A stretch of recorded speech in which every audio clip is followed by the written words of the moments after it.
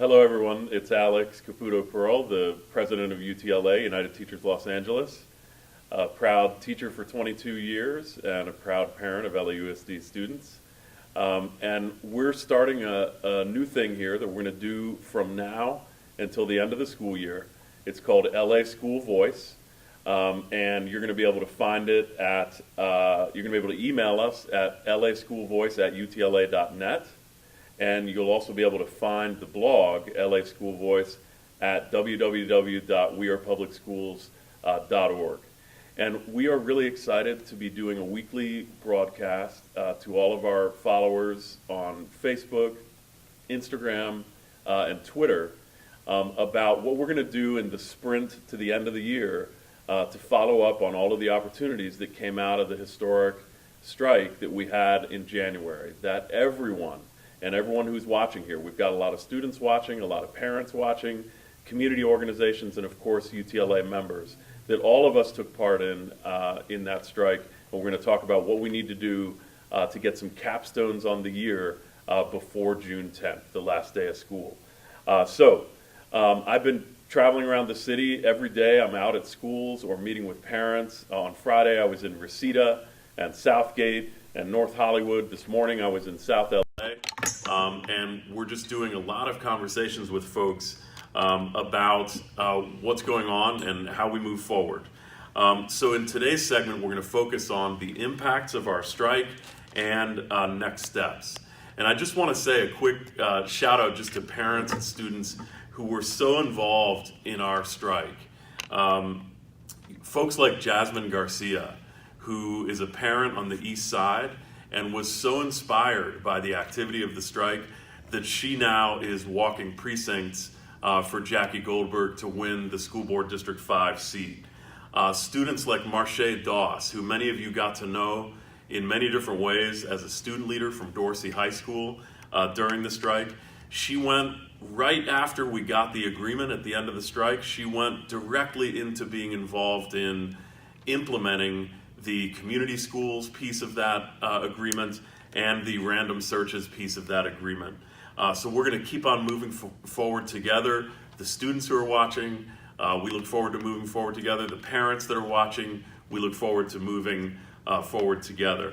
And to our great UTLA members, our educators, health and human service workers, all of our great members.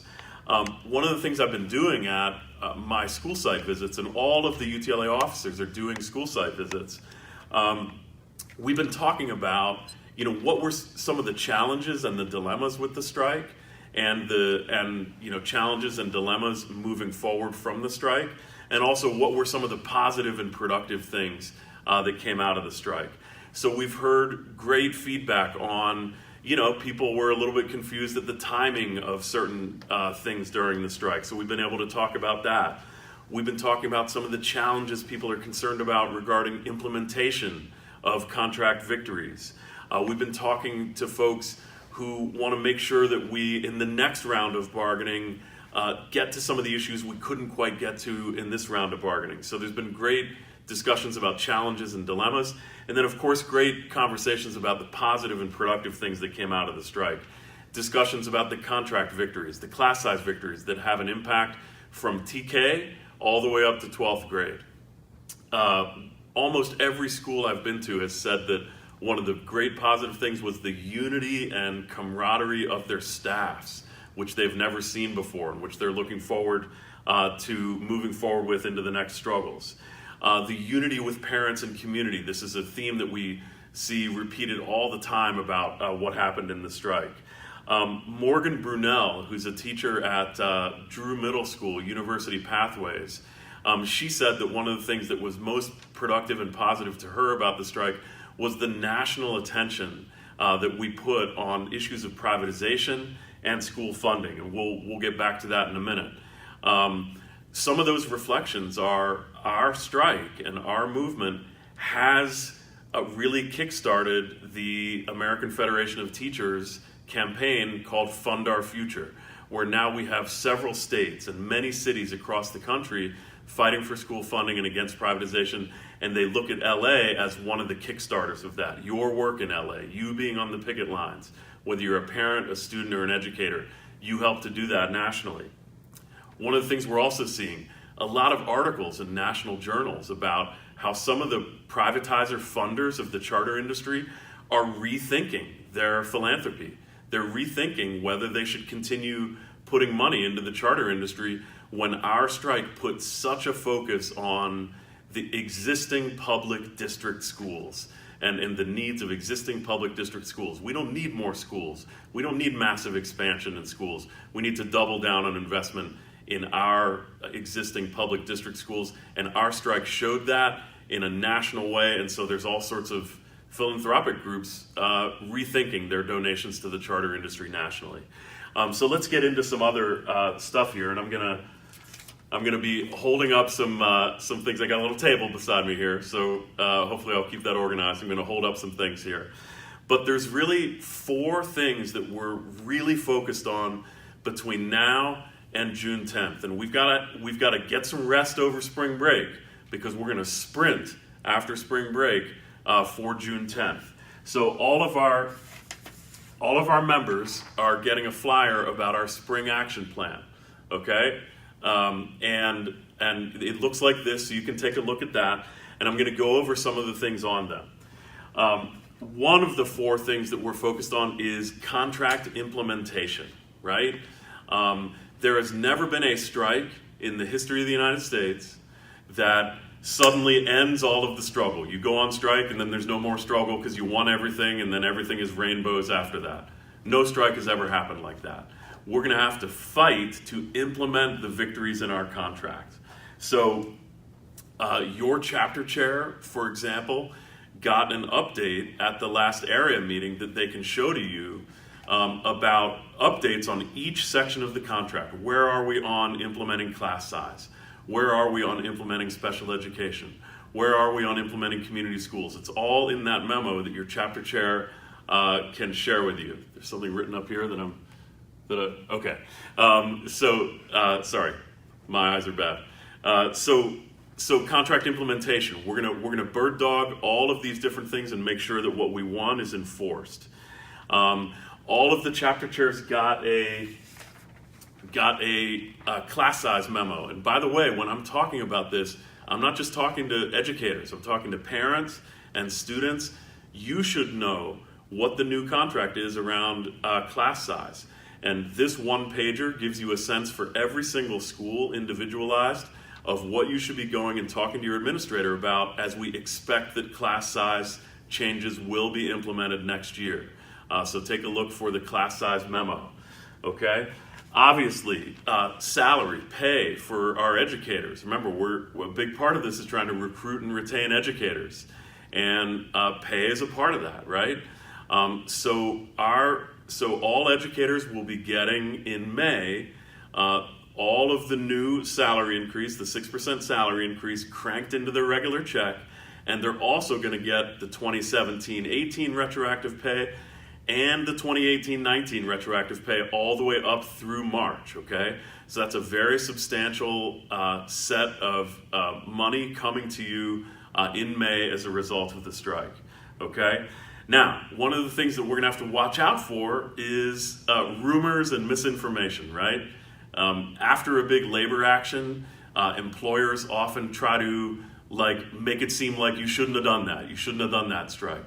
And so rumors started in LAUSD that were promoted by some administrators that school sites weren't going to have as much money as they had last year to pay for library aides, to pay for nurses.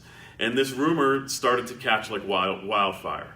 Well, we went to the district and we said there is no reason that any school should have less money for school site discretionary funding than they did last year. They agreed, and so we confirmed that those are rumors. You should revisit your budget. If you made any cuts to library aides or nurses based on those false rumors, you should revisit your budget and make sure that you budget for those for next year, because no school should have less money in that school site funding for library aides and nurses than they did last year. Okay, so contract implementation is going to be a big part of this, and let's step a little bit outside of Los Angeles for a second. And this coming Thursday, April 11th, Sacramento City educators are going to go on an unfair practices strike, where they won a contract a little while ago, and they believe it is not being implemented, and they've filed charges against the district for not implementing it, and they will strike this Thursday to make sure that the district starts implementing that. That's something that we're obviously supporting them on, but it's something we've got to be ready to do if, as parents, as students, as community, as educators, if our contract is not implemented. Okay? So that's the contract implementation piece. You can get lots more information on that from your chapter chair and other folks. Okay, prong number 2, between now and June 10th, right? And you're resting up over spring break, everybody, parents, students, we all get spring break, parents, students, educators, we're all resting up to make sure that we can sprint to June 10th. Charters and privatization. Our strike, by all measures, in the media and just looking across the country, our strike lifted up the issue of privatization and the unregulated growth of charters more than anything else has in decades, okay? And what we have now, partly as a result of that, and your chapter chair has some of these. It's a flyer that says new bills target charter industry abuses, okay? And it describes 4 bills that are in Sacramento right now that challenge the unregulated growth of charters. Senate Bill 756 by Senator Maria Elena Durazo calls for a charter school moratorium statewide. Assembly Bill 1505, sponsored by Assemblyman Patrick O'Donnell and Assemblyman Rob Bonta, changes the way charter schools are authorized so local districts can actually consider the financial impact on the district before approving a charter school. Assembly Bill 1506 by Assemblyman McCarty calls for a cap on charter schools statewide. And Assembly Bill 1507 by Assemblywoman Smith, which says the obvious thing, it should be obvious, but it's not in the current law, that charter schools can't operate outside the district that they were approved by, okay? Basic regulation. So actually right now, parents, some of the parents who were outside of School Board President Monica Garcia's house in the pouring rain during the strike, you all remember that? It's one of people's favorite moments of the strike when I'm talking to folks at school sites.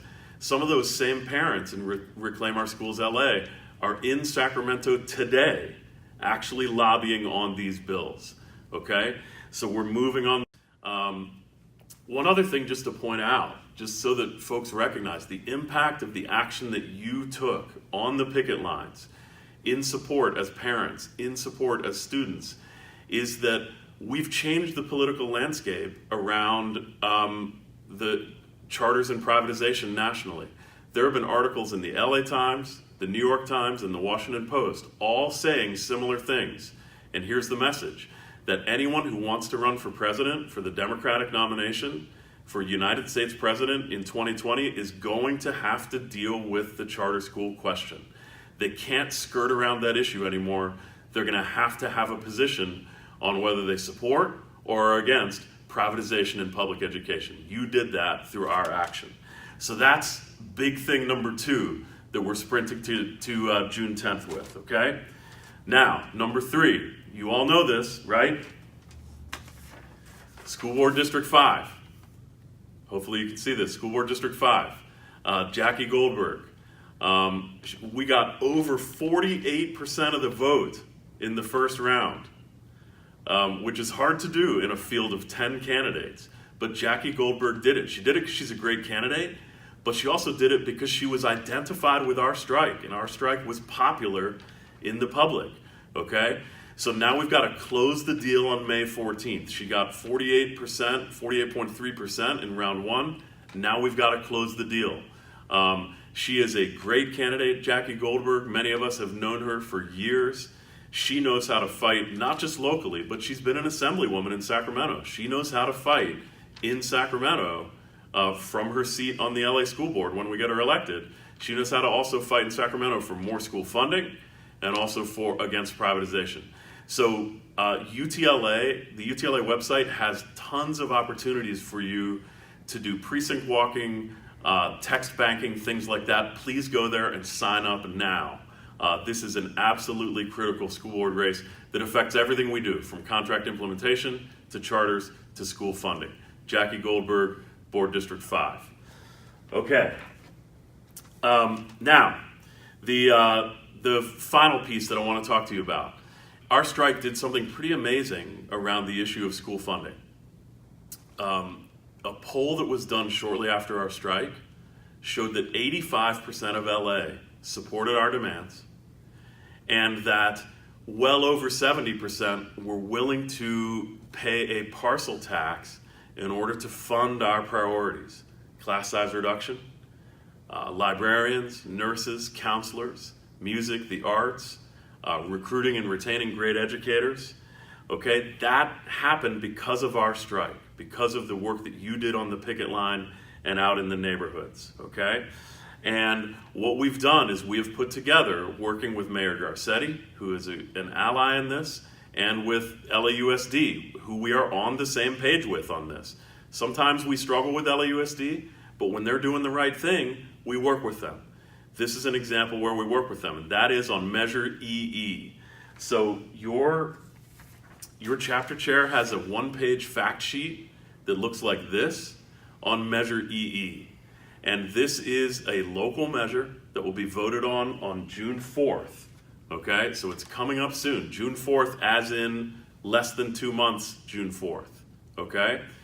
And what it will do is it will raise $500 million to go into, very specifically in the ballot language, class size reduction, more nurses, librarians, counselors, recruiting and retaining teachers, helping disadvantaged students, music, the arts, and more. It's very tailored and tight language, okay?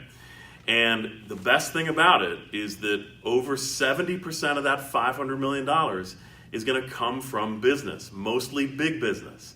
Big business has not been putting in their fair share to fund our schools. Otherwise, we wouldn't have some of the shortages in our schools that you see every single day. So over 70% of that $500 million will come from big businesses. And here's how it works. It is a 16-cent per square foot tax on habitable structures within the boundaries of LAUSD, okay? So I own a home in South LA. My house is about the average size of a house of a homeowner in LA. I'm gonna pay a little bit less than $20 per month, a little bit less than $240 per year to go towards reducing class size, nurses, counselors, librarians, etc. Okay? With that small amount of money that I'm giving, we are leveraging hundreds of millions of dollars from the business sector, okay, to get to that $500 million number.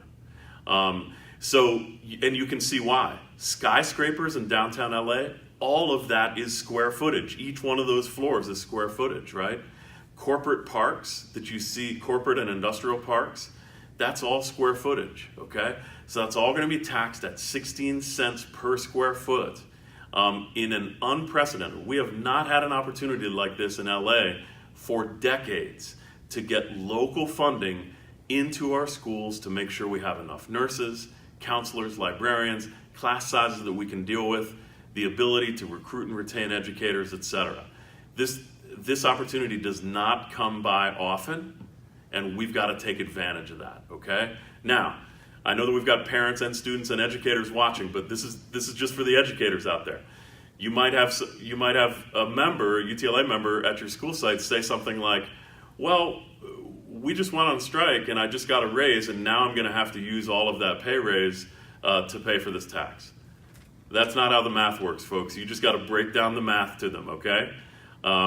The average homeowner, and homeowners are only paying 18% of this tax, by the way. Business and largely big business paying over 70%. The average homeowner, $240 or less per year. The average UTLA member, the raise that they got through the 6%, over $4,000. Over $4,000 compared to $240, it's just not comparable, okay? And if we want to have additional money in LAUSD to go after in the next round of contract bargaining, then we've got to pass Measure EE, okay? Whether it's around class size, nurses, counselors, pay raise, etc., all right? So Measure EE is a crucial element. We have enough numbers that we could pass it by ourselves, just educators, but we're going to work with parents and students and make sure that we have a movement to get this funding, okay? One of the best things about Measure EE is that we're working with a lot of the same community allies who are building for Schools and Communities First in November of 2020. So we can do a two-step and really actually fund our schools, right? In June of 2019, pass Measure EE, build infrastructure working with those community groups and voter contacts, and then in November of 2020, pass Schools and Communities First, which closes the corporate loophole within Proposition 13. It leaves homeowners alone, but closes the corporate loophole in Proposition 13. That is a hefty two-step that can actually begin to get towards the funding that our students and our schools deserve. And remember, during the strike, we targeted the reserve for a reason. There was a $2 billion reserve, and we were able to draw out of that with what we won with the strike. But remember, a reserve is only one-time money. We've been saying for years that LAUSD and all school districts across the state of California do need more money. Not just one-time money, ongoing, annual, year-by-year money coming in. And the reason for that is, number one, low state per pupil funding. Number two, increased burdens on districts to pay for special education, retirement, and other things like that. And three, some of the drain from charter schools. You put those together, and you've got the need for money like what Measure EE and Schools and Communities First are going to bring in. So, everybody, this is the last thing I'm going to hold up here, and it's one of the most important things. There's a Measure EE petition that we want all UTLA members, and you can share this with parents as well, to sign up on. Remember, people across the country are calling our strike one of the most organized strikes they've seen in decades because we organized it systematically. All of our members signed up on strike commit forms. We've got to do Measure EE in the same organized way, okay? So we want everyone signing on and saying whether they're registered to vote, that you'll support EE, and finally that you'll help pass EE. So make sure that you ask your chapter chair and you sign on, and you get everybody in your building to sign on, and also share it with parents. So I want to close with this. History, I'm a history teacher, for 22 years teaching history. Started out teaching in Compton Unified School District, and then moved over and taught in South LA, mostly at Crenshaw High School. And history teaches us a few things about labor struggles, right? Number one, it teaches us that even when you have a win, the fight continues to get that win implemented. Whether it's the civil rights movement, winning around voting rights, they had to fight the very next year to make sure voting rights were implemented, right?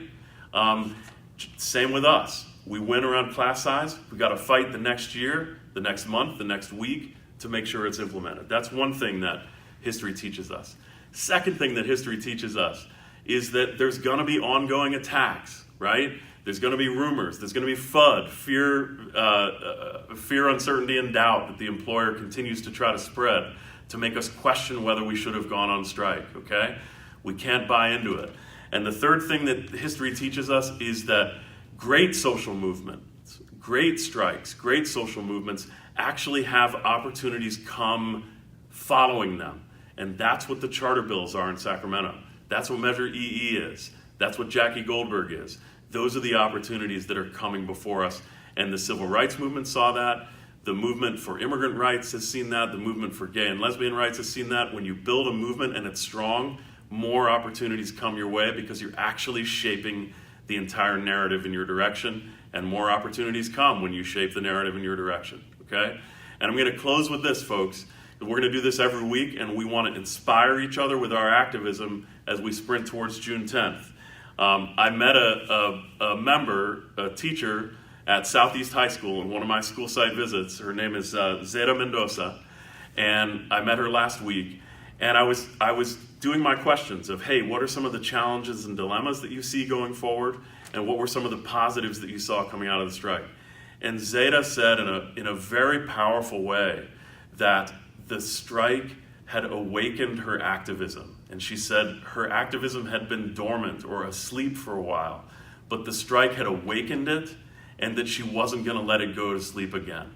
And Zeta, by the way, was one of the great mariachi players. We've got, our educators are so multi-talented, right? Not only teaching in classrooms, but performing in mariachi bands. But it was such a striking moment for me, such a powerful moment to hear her say that. And we've all got to take Zeta Mendoza's words and be awakened by what we've done together and not go back to sleep, and make sure that we implement, we get this legislation passed, and do all of these other things that we've talked about.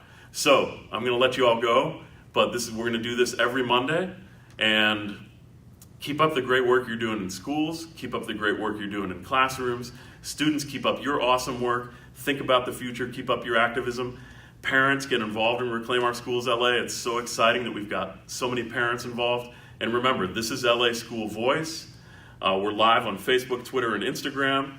You can email us questions. If you have questions you want us to deal with next week, you can email us at laschoolvoice@utla.net. Again, that's if you have questions that you want us to deal with next week. And then for more information, you can always go to the LA School Voice blog, which is at the website www.wearepublicschools.org. Okay? So everybody have a great evening, and thank you so much for being with us, and we're going to move forward together. Thank you.